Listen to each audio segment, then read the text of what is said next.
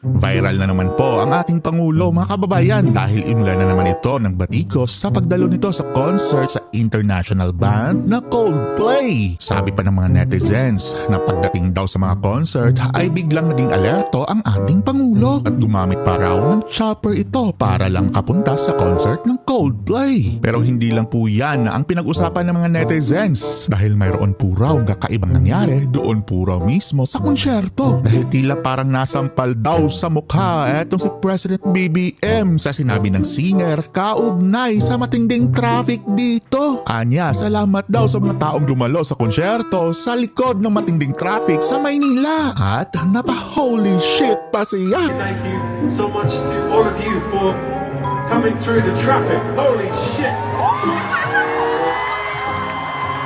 At habang sinasabi ito ng singer ay napahawak ulo na lang si PBBM.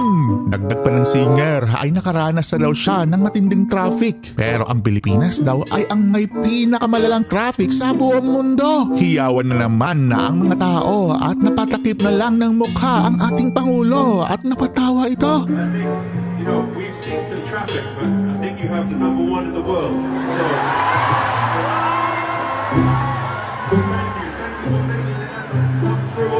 Pero hindi lang dyan nagtatapos ang mga banat ng singer dahil nagmura pa ito at sinabing,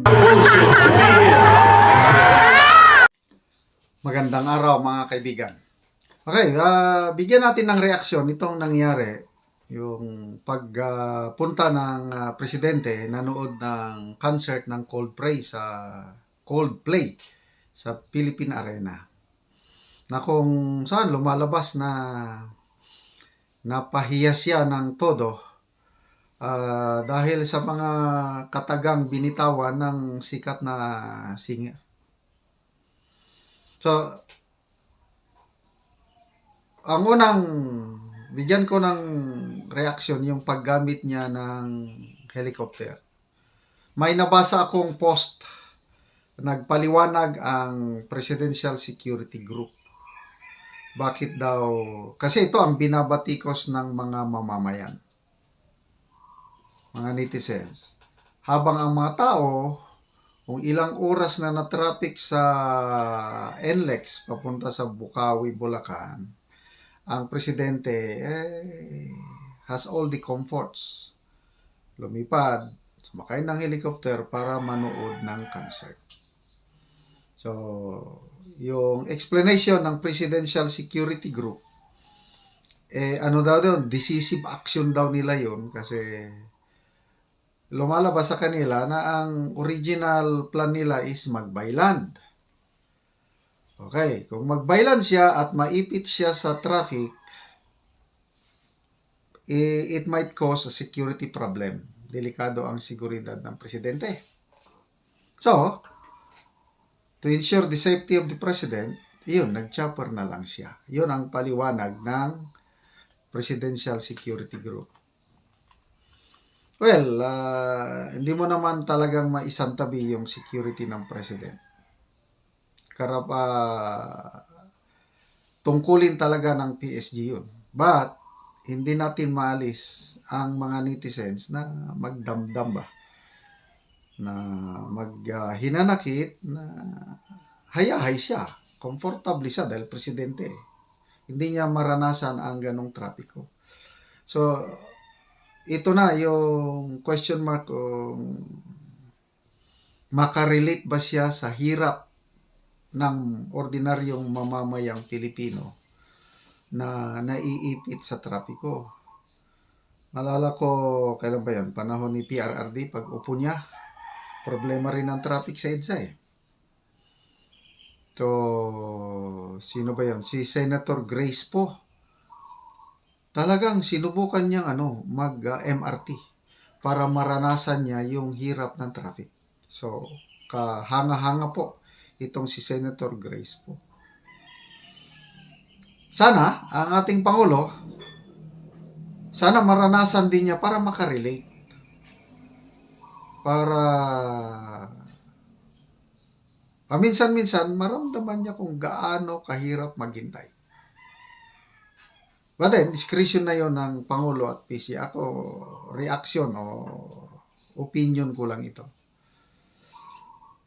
Speaking of traffic,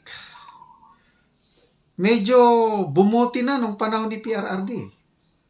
Talagang pagsimula ni PRRD, grabe. But the middle end of his term, habang pumupunta ko sa Manila, nag-i-improve na ang traffic. Diyan sa NLEX naman, nakaka-experience ako dyan ng traffic. I don't know how. Sana, hindi na ito maulit. Dahil nakakaya eh. Biruin mo yung sabi ng singer, traffic here is bullshit. International, ano yun?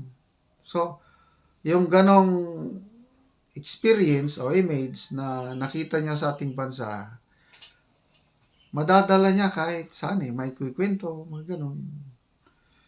So, sana nga hindi na ito maulit. Yung pagka, anyway, it's a weekend,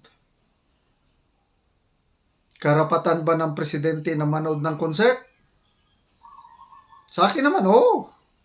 Dahil tao lang naman siya na gusto rin niyang mag-relax from time to time kung paborito niya yung Coldplay. To me, hindi naman problema yun yung manood siya ng concert. Kasi ang daming nga, kaya nga nagka-traffic dahil ang daming Pilipino na mga followers ng Coldplay na ito kaya nagpunta. So, para sa akin, mas okay na lang ito na manood siya ng concert dito sa ganyan. Wag lang yung palaging concert sa Malacanang, mga alta member ng socialite, doon nag-ano.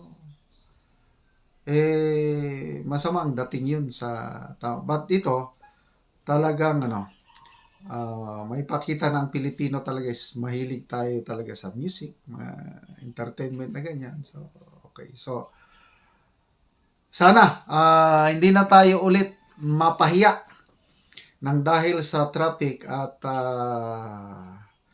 good luck po sa ating presidente dahil sunod-sunod na ang pagkapahiya niya. Bago lang nangyari yung congratulatory remark niya sa nanalong presidente ng Taiwan. Lumalabas siya lang pala ang gumawa nun. Sa buong mundo, siya lang ang presidente na nag-send ng congratulatory message sa nanalong presidente ng Taiwan. All others, wala. Parang lumalabas na wala siyang alam sa mahina sa foreign relations. So, hindi niya alam yung One China policy. So, to me, kahihiyan na naman yun. So, dito, harap-harapan na traffic here is bullshit, talagang mapapahiya ka talaga kung ikaw ang Pangulo ng ating bansa. Anyway, ito, panoorin din natin ang news ng Frontline tungkol sa traffic na yan at sana magawan ito ng paraan na maiwas-iwasan ng ganyang mga traffic.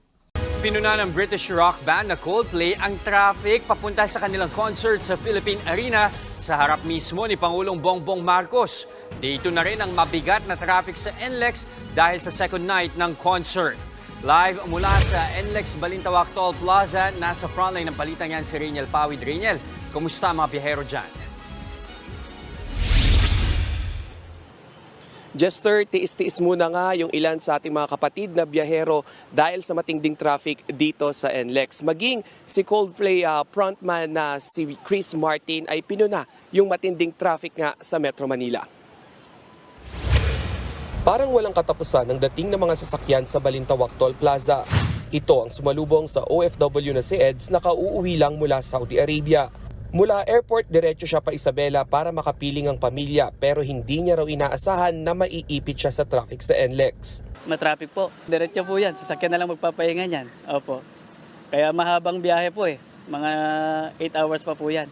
Ang traffic na ito dahil pa rin sa dagsa ng mga manonood ng Coldplay concert sa Philippine Arena sa Bukawi, Bulacan. Ang concert goers na sina Patrick at Neon galing Panglipa, Batangas. Kahit maaga na silang bumiyahe, hindi pa rin sila nakaligtas sa traffic. Worth it naman po kasi nga po favorite talaga namin yung Coldplay. Matagal na rin pong inabangan. Mensahe na lang nila sa iba pang biyaherong naabala sa traffic dahil sa concert ng Coldplay.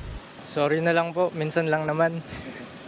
Pasado 1:20 ng hapon, inurasan ng aming team ang biyahe mula North Avenue sa Quezon City hanggang sa bukana ng Balintawak Toll Plaza. Ang karaniwang 10 to 15-minute drive, umabot ng kalahating oras dahil sa traffic.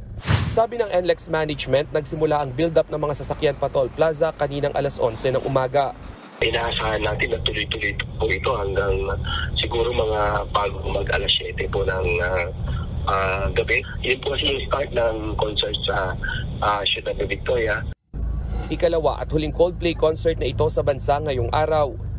Kagabi, special mention mismo mula kay Coldplay vocalist Chris Martin ang heavy-gut na traffic na kanyang naranasan. We'd like to say thank you so much to all of you for coming through the traffic. Holy Na-videohan pa nga ang nakikonsert din kagabi na si Pangulong Bongbong Marcos na tila napahiya sa sinabi ng Coldplay frontman. We've seen some traffic, but I think you have the number one in the world. So thank you for making it happen. It's raining. Ikinatuwa naman ng marami ng kantahin ni Chris ang Raining in Manila ng Pinoy band na Lola Amour na nag-perform din kagabi. Jester, patuloy nga yung pagbigat ng daloy ng trapiko dito sa may Balintawak Toll Plaza. Sinabayan pa yan ng kanina pang bumubuhos na ulan. Sabi ng NLEX management, tatagal nga itong traffic na ito katulad kagabi na hanggang alas 7 at luluwag naman yan between 7 p.m. to 10 p.m. at magbabalik na naman nga ang pagsikip ng daloy ng trapiko pagkatapos ng concert ganap na 10 to 10:30 p.m. Jester. Maraming salamat, Rainiel Pawid. Mga kapatid, Jess De Los Santos po. Iba na ang may alam at may pakialam sa panahon ngayon. Para sa tuloy-tuloy na balitaan sa Frontline kahit weekend, mag-follow at